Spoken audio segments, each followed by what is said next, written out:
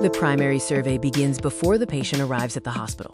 EMS providers share the mechanism of injury, suspected injuries, vital signs, symptoms, examination findings, and treatments provided. In preparation for the patient's arrival, the emergency department staff assign tasks, prepare resuscitation equipment, and ensure that surgical consultants and other care team members are present. The primary survey in trauma resuscitation starts with airway and cervical spine assessment. Assess, clear, and protect the airway using methods like jaw thrust or suctioning. Endotracheal intubation or surgical airway may be necessary for obstruction or depressed consciousness. Next is breathing.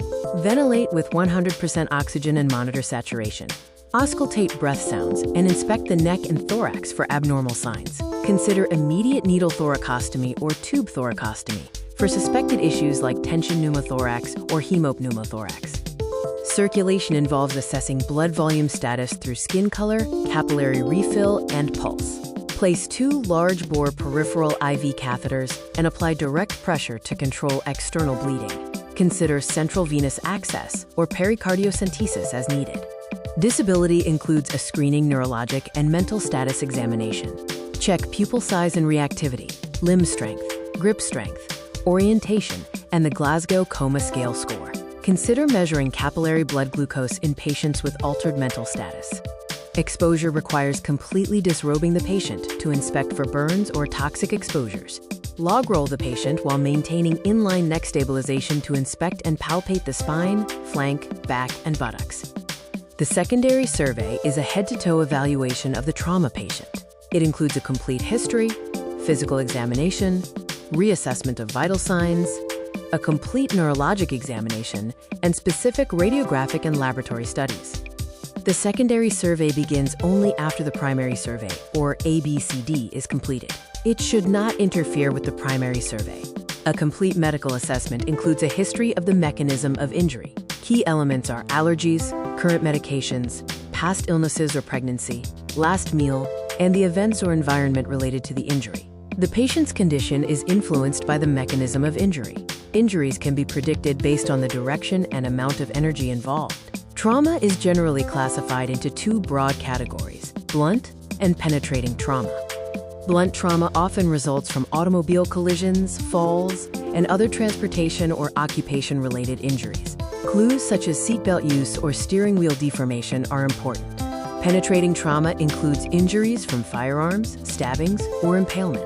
The organs in the path of the object, its velocity, caliber, and path, provide important clues about the extent of the injury. The physical examination follows a sequence: head, maxillofacial structures, cervical spine and neck, chest, abdomen, perineum/rectum/vagina, musculoskeletal system, and neurologic system. The head is examined for lacerations, contusions, and fractures.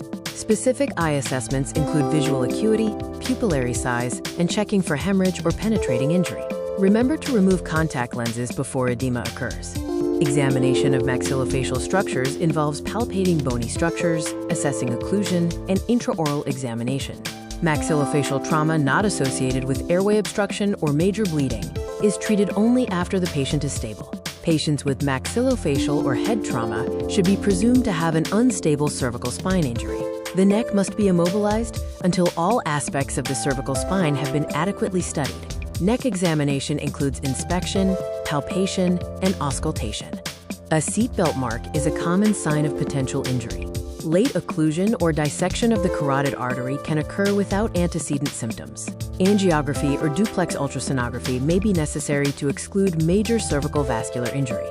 A 25-year-old male is unconscious with noisy breathing and a bleeding thigh wound. According to the primary survey sequence, which problem should be managed first? The answer is B. Secure the airway to relieve noisy breathing.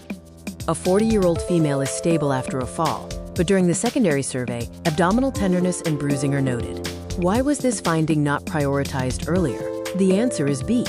Because it is addressed in the secondary survey once immediate life threats are ruled out. For further details, please see Rosen's Emergency Medicine, Section Trauma, and ATLS Section Trauma. Thank you for watching this video.